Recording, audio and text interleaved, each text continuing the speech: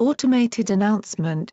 Due to copyright claims by Hasbro LLC on the cover of this story, I have re-uploaded it with a new cover.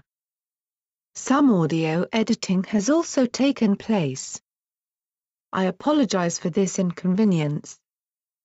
Sincerely yours, Visual Pony.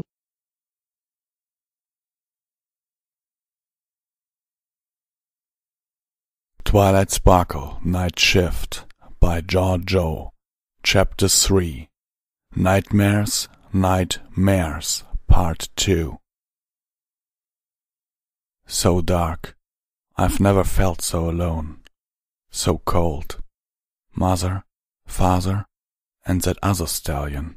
Why? Blood splattered on every surface. Soaked bedsheets. And the knife. Gore dried on the blade. Is this just a nightmare? I didn't understand. I still don't. They were gone. There was no changing it. This shouldn't be. I awoke in cold sweat. An old clock on the wall ticked away above me, the sound bringing me back to reality. I pulled my hooves along the carpet to my eyes, brushing the crust away. The tears I wiped as well. Light stabbed my eyes as I opened them. Standing up, I saw the Carousel boutique was empty. The yellowish aura still lingered in the air, yet it was quiet now, perhaps calm even. Sated. Hold on! Light!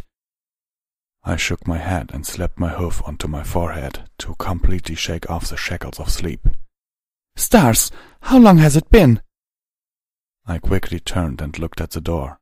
It was slightly open, almost shut but not quite, exactly as I had left it. I cracked my bones and rushed outside, kicking the door closed behind me. The first reddish beams of the dawning sun had just begun making their way across the town. Perhaps it's not too late, I thought. I can still make it home. I trotted down the branching streets that connected the boutique and the library, only slowing my steps when I neared my destination. That's the thing I hate most about having hooves. You can't run quietly if your life depends on it. From the outside, the library seemed calm. No lights on, no sounds coming from inside. I walked up to the door carefully, trying to avoid passing a window. I knew I didn't close the door before I had left, but still I was nervous as I tried the lock. It opened with a quiet clack, another weight off my chest. I didn't know what to expect when I stepped inside. As such, I simply closed my eyes, took a deep breath, and hoped for the best. The harsh wet sound of snoring would have made me want to do something terrible on any other day. On this one occasion, however, I couldn't help but let loose a relieved sigh when I saw Spike sleeping in the corner of the main room. My departure had gone completely unnoticed by this ever-vigilant, fire-breathing protector of rarity, it seemed. Having calmed my nerves, I sat down right by the door. My legs were killing me. Perhaps running halfway across town after falling down the stairs wasn't the brightest of ideas. At least now my thoughts could catch up with my body. I recalled the events of the previous night.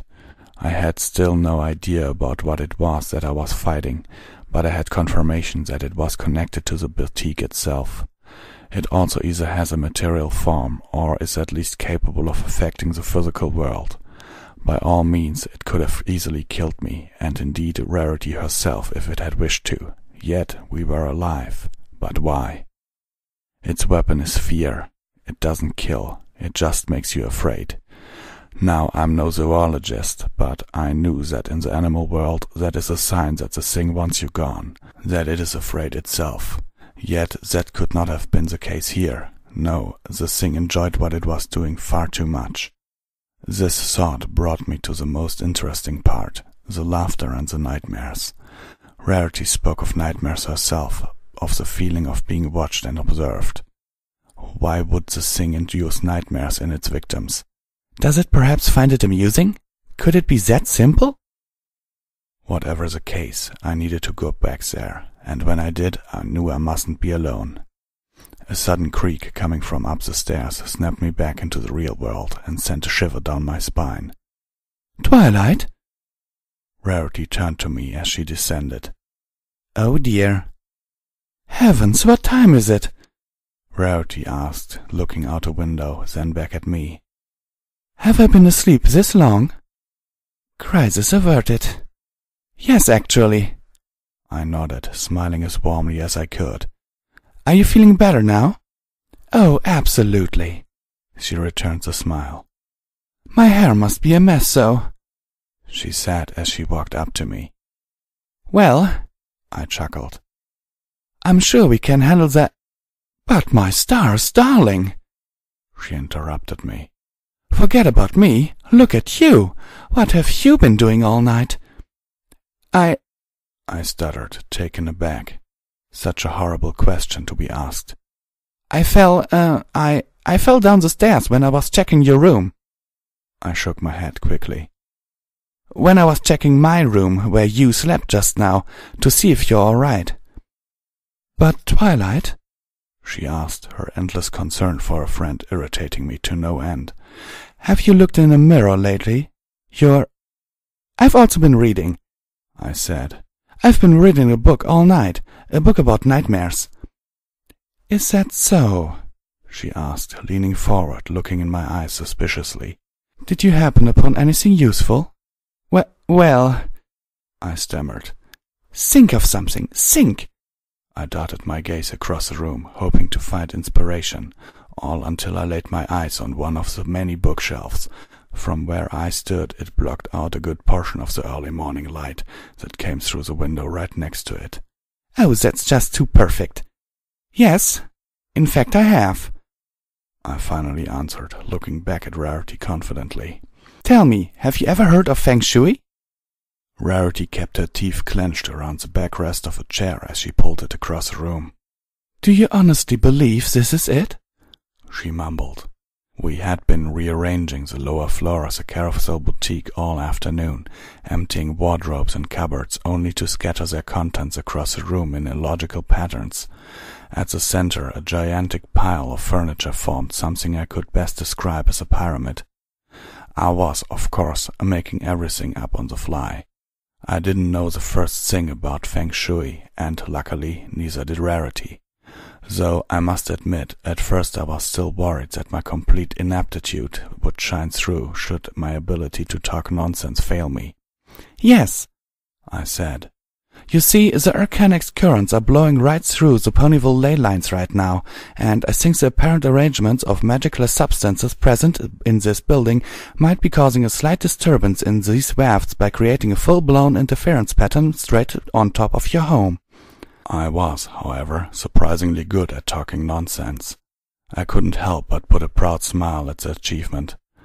That and the fact that I had never seen Rarity's eyes any wider. "So, can you fix it?" I nodded. "By reordering the spell-free objects and emancipating the spell-not build-ups, I aim to reverse the polarity of the neutron flow." "So?" she asked again. "Can you fix it?" "Yes," I smiled on. "Okay," she answered with a clear tinge of uncertainty in her voice. "Do tell me, though," she continued. "What's in the bag?" My black saddlebag was hoisted over my back. This time I came prepared. "Just a few books," I responded. "About Feng Shui, nightmares, and similar, should we need them. I do think we're doing a good job, though. Oh, that reminds me. I would like to stay here tonight, just to make sure everything checks out. I hope that's not too big of a problem." "Oh, no, not at all." Rarity raised an eyebrow. "After all the trouble you're going through to, help me," she stuttered. "You can't even take my bed." She looked Murderously high, that bill. away somewhere, I think, she finished. "How eager to help," I thought. Perhaps even surprisingly so. Is it just her renowned generosity, or is there something more to this? Either way, the plan was in motion. Rarity and I would spend that night at her home, and when crying changed to laughter, I would be there. The theory was simple. When the thing finds that Rarity has returned, it will no doubt come back to haunt her. For if it had preferred to prey on me, it would have had made its way to the library already, yet instead choose to stay. Whatever it is, Rarity had to be its prime target. With some more twists on words, I was able to coerce Rarity to let me sleep on the mentioned mattress. I wanted her to be where the thing expects her to be, her own bed. Thus we continued making a complete mess of the place she called home. It may sound foolish of me to return after the welcome I received the previous night. What's the worst they could do to me, though? Give me another bad dream? I wanted to see them try, awaiting them with open hooves and sharpened knives. I sat on the mattress, my back pushed against the wall. The lower floor was quiet, save for the cadent ticking of the clock above. While Rarity slept upstairs, or was trying to anyway, I stood watch for her, guarding her dreams. I slowly turned my head from side to side, inspecting the room over and over, keeping an eye out for the slightest movement. I slightly regretted then that I had so hastily made that mountain of furnishing smack dab in the middle of the floor, as it was blocking my view of the far side. Still, the two most important things, the door and the staircase, were perfectly in sight. A few hours after sunset, I noticed that a strange feeling of tiredness, indeed of exhaustion, was taking its toll on me. I was used to being deprived of sleep. In fact, insomnia had become a style of life for me over the past 4 years. For a long time, my sleeping hours had been interrupted by my waking ones, rather than the other way around. Yet this time it was different. It's not something I can explain to you. Suffice to say, I knew well enough what being tired felt like, and this wasn't it, but something bizarre. Even more so when I considered that I had actually slept last night. Nightmares or not, sleep is sleep. It's as if someone else had slept for me, using my body. A whitish gust passed before me, breaking my train of thought. It ran by so quickly, it took me a moment to even process that something had happened. I couldn't see what it was or what it even looked like. I looked up at the clock, only to find that it was already half an hour past midnight. I had completely zoned out, and I knew what was to blame. Only then did I realize the thing had been headed for the stairs. "Rarity!" I jumped up and ran, hopping over all the things we had scattered on the floor, my bag flying through the air as it followed me upstairs. Seeing Rarity's door closed made me stop. It was meant to be open. There was no time to waste, however. As the saddlebags flew to the door behind me, a crossbow came floating up at my side, loading itself with a silver-tipped bolt. Without further hesitation, I bucked the door open with a quick turn. And there they stood, 2 of them, their hairless skin pale white, laughing manically at their paralyzed victim. Rarity groaned and whined with closed eyes, twitching slightly but unable to flee. One was pressing its muzzle at her chest, while the other rubbed its featureless face into her hair, both leaning on her with their front hooves. Their slender bodies throbbed and pulsated like those of feeding leeches. I could never have imagined that a mannequin could be so terrifying. Normally, night shifters are encouraged to keep their operations a secret, and I had always fully supported that sentiment. "Get your horrid hoofs off her!" This time, however, I let my emotions get the better of me. The puppets froze in their movements in an instant, for an instant. Then they lifted their heads and turned towards me, emitting a high-pitched hiss. The first of the 2, in turn, received a bolt in between its eyes, collapsing onto the ground like a rag doll. The other leapt onto me and pushed me onto the ground before I could reload. Its screaming sounded more like something sucking air in rather than pushing it out. As it readied its wooden hooves to bash at me, my crossbow also came falling down by my side, the purple aura that surrounded it fading quickly. Just as its hoofs began their descent, a blue glow surrounded the mannequin, stopping it from pounding my head into a purplish mass. The small moment that the aura lasted was enough for me to kick it off.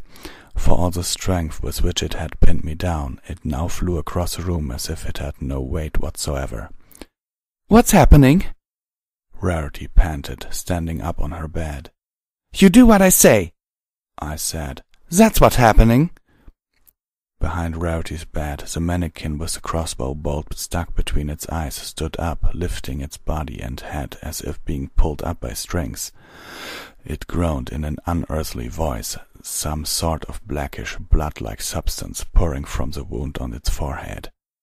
It reached for the bolt, and with a snap it broke the shaft clear off, but was unable to remove the silver tip. I couldn't tell whether it was confused or angered, most likely both. "Come here," I directed Rarity. "How many?" I then asked, setting my hoofs well so as not to be knocked down again. Seeing the thing behind her, Rarity yelped, then hopped over to me quickly, turning to face the monster as well. "What?" she asked, still breathing heavily, turning her head back and forth between me and the mannequins. "How many mannequins are there in your home?" I asked, quickly, trying to stay calm. The mannequins had both got up by now, ready to attack, but for the time being they only stood there, hissing and screaming at us erratically. "Well, there's—" Rarity stammered. "I keep 5 downstairs, and I keep 1 in my room. That means 2 up here and 4 down there," I said, backing towards the open door. "Run!" She turned quickly, rushing out of the room.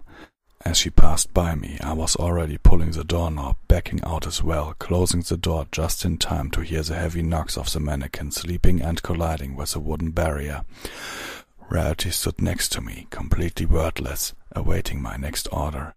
I grabbed the straps of my black bag with my mouth and began running for the stairs, beckoning for Rarity to follow me. While I wasn't used to physically carrying the bag, you would be amazed at what a sudden rush of adrenaline can do. And do I love it. As we reached the stairs, a third and fourth mannequin were already making their way up with careful steps. Refusing to stop, I swung the saddlebag at them, tripping their delicate balance.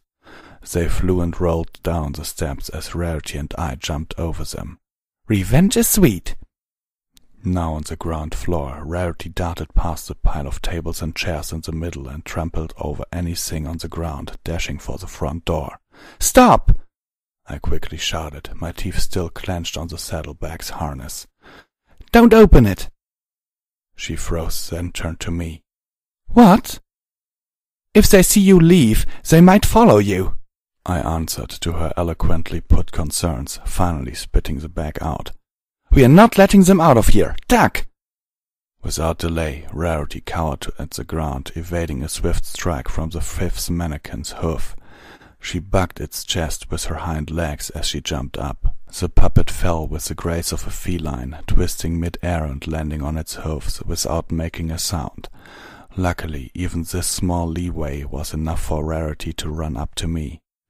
We stood at the middle of the dark room, our sides pressed against one another's and facing in opposite directions, watching as the evil dolls surrounded us.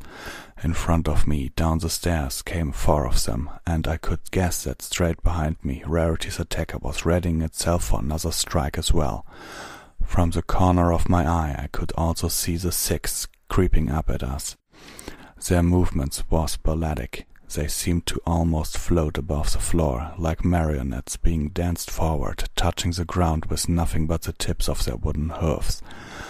Some were hissing and some were laughing, their heads and necks twitching and twirling unnaturally quickly, with no regards to their body's posture.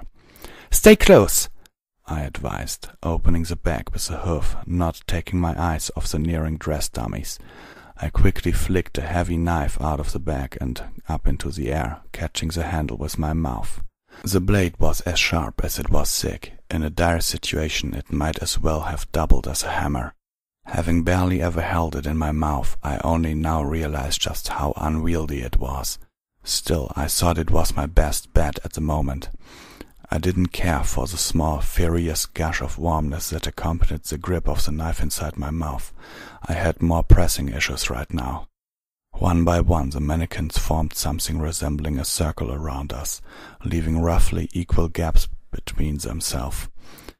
When their formation was assembled, they stopped their screaming and cackling. On one hoof, I was grateful for being relieved of the chilling noise, but on the other I was also terrified by it. Then the one straight in front of me, its head still seeping with blood, cocked its head to the left, its timber neck making a loud snapping sound. After a few seconds, the mannequin closest to its left copied the motion, then the third and fourth, and I heard the last 2 snaps come from behind me as well. Perhaps it was part of some otherworldly ritual. Perhaps they had never had to deal with two ponies at once and were now pondering their options. Either way, I wouldn't give them time to show me the answer. "Get ready, Rarity," I said. "The plot thickens." I whispered to myself, taking a deep breath. I couldn't help but grin cheekily in anticipation. I leapt forward, ramming the knife into the top of wounded mannequin's neck, right below its jaw. The soft wood that composed it cracked and splintered, more so as it struggled, trying to push me off. Two other mannequins also jumped towards me, one wrapping its hoofs around my neck from behind, pulling at me, and the other kicking my face repeatedly to make me let go of the blade. I kicked at the one at my back with a hind leg and took a step to the side, the blade still firmly in my mouth, placing the damaged mannequin between me and the third. Pressing my entire weight against the doll, I tripped it over, the one behind also falling over like a domino. Using one to pin the other to the ground, I strained the blade, pulling down on the handle with all my might. A loud crack echoed within the room. The doll's head came off, but chips of wood weren't the only things that were sent flying. The weighty blade itself snapped in half and flew straight at my already bashed face, gashing me across my right cheek and liberating me of a patch of purple fur. Also decapitated, an eerie shadow-skiss substance was sprouting from the mannequin's broken neck, retaining the rough shape of the original head. This inner thing seemed more malleable than the wood that it was its host, though as its outlines, already hard to make out in the darkness, moved and shifted continuously. It opened its shadow mouth to scream at me, then braced itself for a powerful kick to knock me off itself. I failed to deflect the blow, getting hit straight in the stomach, causing me to recoil in pain. I staggered back, straight into another white hoof at my face, courtesy of yet another mannequin. I fought it off, then turned back to see the headless mannequin coming at me. I struck out at the shape in place of its head, but my hoofs passed right through it with no effect. It was then that Rarity drove a bolt of silver sideways through its head. More of the same blood-like substance spurted from the entry point, and the thing groaned in pain. Then another bolt came through, and a third. Rarity huffed furiously with every strike. "It seems that lacking the crossbow doesn't make its bolt any less deadly." The spectral head burst like a bubble, spewing its tar-like blood all over the room. Then, in an instant, all of it evaporated. The mannequin fell stiff onto the ground like a tipped chess piece. It seemed now completely inanimate. Rarity and I exchanged a swift look, confusion and gratitude in our eyes. Then, without a word, I quickly picked the 3 bolts up from the ground and threw them back into my bag. "Come on," I said, rushing to take my bag into my mouth. "Keep moving." I ran across the main room, Rarity trotting right behind me, pushing any mannequin in front of us to the side with sheer speed. I ran into the kitchen, and Rarity soon followed me. The kitchen was much smaller in relation to the other room, and, thanks to my own earlier laziness, not completely rummaged in the name of feng shui. "Pray tell me, Twilight," Rarity said, sounding as plainly irritated as she was terrified. "What is really going on here? Your mannequins are trying to kill us," I said as I kicked my back to the side. I also noticed Rarity's dining table, round in shape and wide in diameter, that stood by the wall. "Any other inquiries?" I flipped the table onto its side quickly. Without further ado, Rarity rushed for the kitchen sink and began filling a small glass with water. "What are you doing?" I yelled as I pushed the flipped table to barricade the doorless passage that connected the kitchen with the wide room on the other side. As the mannequins began pressing their bodies against it in their efforts to get at us, I pushed myself at it as well to stop them. Still wordless, Rarity rushed towards me and threw the glass over the makeshift bulwark. I heard the glass break and the dummies hiss in surprise on the far end. "I thought maybe water dissolved them." Rarity shrugged. "What with silver hurting them and all?" She pressed herself against the table by my side to help me keep the dolls out. "That was the Wicked Witch of the Everfree!" I yelled. "Excuse me, Twilight," she replied. "What do you propose we do then?" Well, you saw it. The mannequins seem possessed somehow. We need to crack open their bodies to get to the vulnerable spirits inside. Then we'll make short work of them with the bolts. Oh, of course. How did I not think of that? I ignored Rarity's sarcastic remark, focusing on creating a kinesis spell, protected by the thick layer of wood from the draining glares of the mannequins. I felt my magical powers slowly rejuvenating. I enveloped the table with my magic, lifting it slightly off the ground, hoping for them to take the bait. They did. Not one, but two, in fact. The pair stuck their heads under the table, and in the very moment that I locked eyes with their empty sockets, I felt my strength being zapped. The edge of the heavy table came down on them, cracking their necks open with its weight. Black blood oozed from their wounds, and they screamed. "Hold them!" I told Rarity as I rushed to pick a few bolts out of my bag. Driving into each splintered neck, I ended their torment. The mannequins hissed and groaned, then stiffened as their bodies became motionless, the blood they had shed disappearing without a trace. 3 down, I said. 3 more to go. Well, I don't think they're going to fall for that again. Neither do I. So, she asked, any other ideas? Actually, yes, I said. Pulling the table away, we kicked the 3 mannequins before us out of the way as we ran back into the showroom.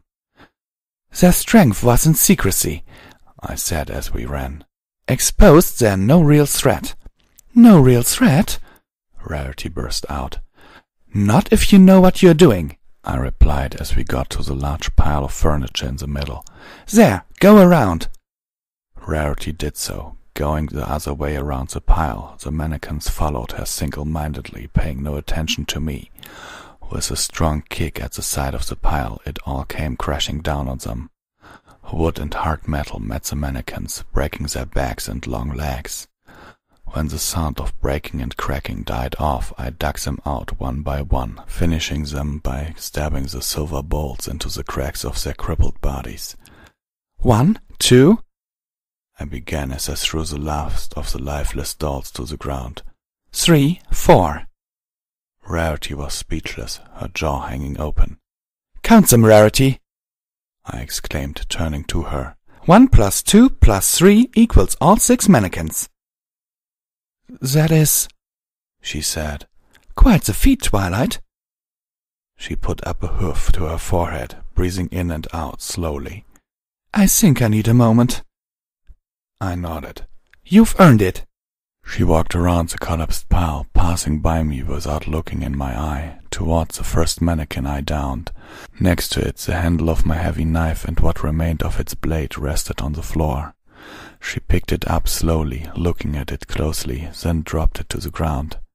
Really, Twilight? She asked with a tone of disappointment. What is it? I asked. Books, huh? Rarity sighed, shaking her head, then looking in my eyes. Where countless monsters have failed to scare me, that simple question coming from my friend struck terror in me.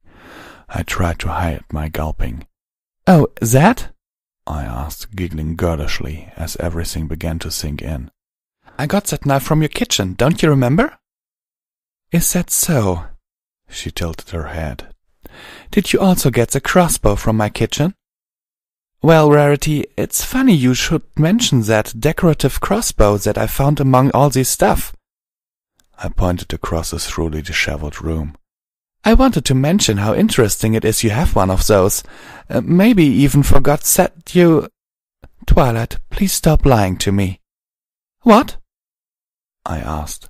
Please, Rarity, look at all this. Do you think that after everything we have been through, after all we've done together as friends, that I would lie to you? I looked over in her eyes, taking a deep breath. Please drop this matter, I asked her with more sincerity than I wanted to admit. Twilight, Rarity said, your eyes are yellow. I opened my eyes, but the air got stuck in my lungs. They have been ever since last night, she finished. I couldn't respond. The seemingly endless stream of white lies that had been flowing from my mouth for the better part of 4 years suddenly came to a stop. Is this every day to you? Rarity's words echoed in my ears like a disembodied voice whispering inside my head. The way you acted just now, how you wielded the crossbow and the knife? Only hearing her say these words did I come to realize what I had been doing. What's happened to you, Twilight? My hind legs gave way. I fell down. I sat there, gaping speechlessly as Rarity walked slowly towards me. I knew what happens to agents that reveal themselves. Code blank. A complete memory wipe of their time at night shift conducted personally by none other than Princess Luna herself. Yet it wasn't even that which frightened me. In fact, having lived in this knowledge for all this time, I've made peace with it long ago. I closed my eyes, unable to look Rarity in the eye. I've been lying to all of my friends all this time, and for what? We were the ones who redeemed Luna herself by vanquishing Nightmare Moon. We stopped Discord and defended Canterlot against the full-scale changeling invasion. There weren't some ponies off the street, not ones who would lose their minds after they realize how dangerous their fragile world really is. Were these ponies really worth lying to? I guess I never thought about it that way. Too late now. I felt Rarity's forelegs wrap around me as she rested her head on my shoulder, pressing her soft cheeks against my swollen, battered face. Don't cry, she whispered. It's okay, I can keep a secret. Dear Princess Luna, I have recently undertaken a solitary operation in which I investigated the apparent sleep deprivation that my dear friend Rarity had been suffering from. I have ultimately determined its cause to be a very peculiar offshoot of animation magic. As you may already be aware, Rarity is something of a fashionista. She creates and sells dresses and other items of clothing for a living. Her business has been slowing down these past few weeks, however, and with her little sister Sweetie Belle being away, she had been left alone in her shop and home with little to do. Her apparent fear of loneliness and natural affinity to levitation and animation magic caused her to unwittingly animate the mannequins she worked with. It is safe to assume that she spent a great deal of time talking to them, perhaps even singing to them, causing them to come alive. The mannequins fed off her loneliness and fear to stay alive by inducing nightmares in their maker. Unless otherwise indirectly provoked, they continued to haunt Rarity with little regard to anything else. This led to Rarity's unwillingness and later inability to sleep, along with other curious physical symptoms, such as the white of her eye turning yellow. I had rashly foregone asking for your advice in the matter, and instead chose to act on my own. The situation has since been dealt with. I have broken the mannequins into small pieces, which I can deliver to Canterlot at a moment's notice, should you decide that further examination is required. You will also find a much more detailed account of everything transpired attached with this letter. I must, however, admit that I have given away my position as an agent of night shift. I would like to take this opportunity to raise my voice against performing code blank on my friend Rarity. As you are no doubt aware, she is a bearer of the element of generosity, and as such, after her promise that she will not talk of what transpired that night to any pony, I am willing to place my complete trust and confidence in that she will keep her word.